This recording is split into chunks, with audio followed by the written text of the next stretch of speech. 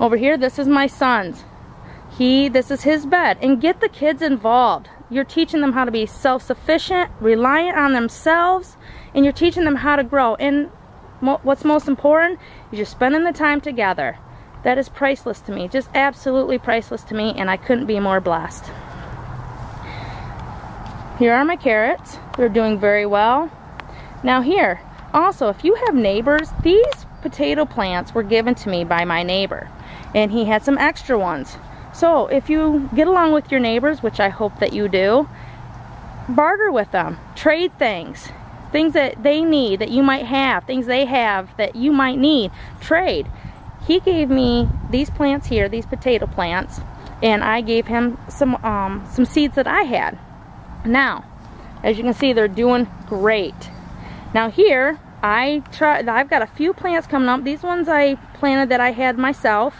Now, as you can see, it needs to be weeded, so I'm going to be doing that shortly and clean this out a little bit. Now, some of them are growing, some of them aren't, but this is my second year in planting and growing my own food, so I'm still learning as we go.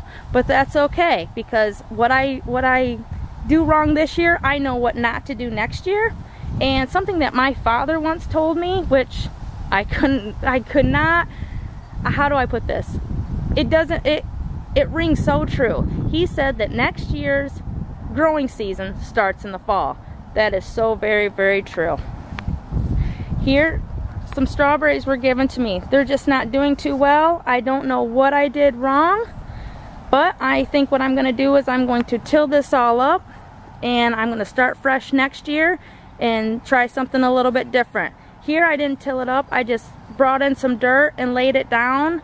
I know strawberries don't need a whole lot of depth to grow in. They kind of grow along the top of the ground.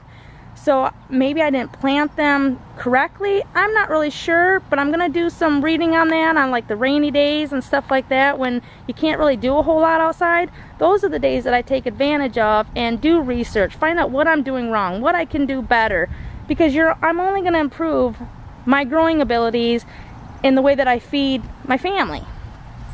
Let's take another quick look around. Here is the shed. This is going to be turned into a chicken coop as of next week, and I'm going to do a video on that so you can see how that's done. We're actually going to divide this shed in half. Half of it's going to be for the chickens. I'm going to have 6 laying hens, and I'm going to have a runner come on out, and they're going to be able to come outside and so on and so forth. And the other half is going to store my lawn equipment. Great way to utilize something that is already here. You just need to know how to utilize those resources and compact some stuff. It can be done. If you really want it, it can be done. This fence. I made this fence out of recycled materials. Half of it was, I don't even know if it was a fence, but I made it into a fence. Some of it was already put together, and I just followed the pattern and made the rest myself. Those hinges, these hinges are hinges that I've kept. Like I said, don't ever throw anything away, because you just might need it later. And if you don't really need it a whole lot for yourself, it's something that you can use to barter to get things that you really do need. And I love having this fence here because it keeps the grandkids out and it keeps my son out of it, which is perfect. Let's take a little quick look inside. Here I have my sweet corn. Looks like when the storm came through over there, it looks like, let's see if I can take a quicker look for you. Kind of knock some of it down, so when I get done with this video, I'm going to kind of stand some of it up. But I have got 6 rows of corn here, and there are roughly about, I believe I counted 18 to 20 of them in a row. Now, they say that you're only supposed to plant 1 seed per, for the plant. I have found that sometimes planting 2 or 3 seeds in one spot has actually produced the best corn. Now, some people say that that doesn't work. Well, it happens to work for me. I don't know if it's the soil. I don't know. I really don't know what it is. But it works, so that's what I do. These are peppers. These are my, I believe these are my yellow peppers. Now, these I bought as plants, and I put them into the ground. As you can see, they're doing really, really well. Let's take a look and see if there's any peppers coming out on these yet. They are starting to flower. Let's take a quick look, see what we can find. Oh, there's some. Take a look. See that? There's a little pepper coming out on there. Yeah, they're doing pretty good. They're still growing. They're still green. Take a look. Look, they're flowering. That's a good sign. That's a good sign. Now, I'm not having too much luck with watermelon and cucumbers this year. I don't really know what happened. Last year I planted them too deep. This year maybe I didn't plant them deep enough. I really don't know. So I'm going to do some research on that and figure out what is going on. Maybe my soil is wrong. I'm not sure. These were supposed to be my red peppers. Now, I got a late start into the season on planting food. So unfortunately, by the time I hit the grocery store, all the red pepper plants were gone. So I had to start with seeds.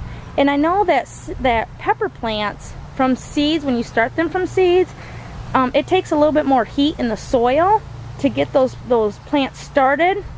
And that's why they say that you should start them inside. I didn't do that. That was my mistake.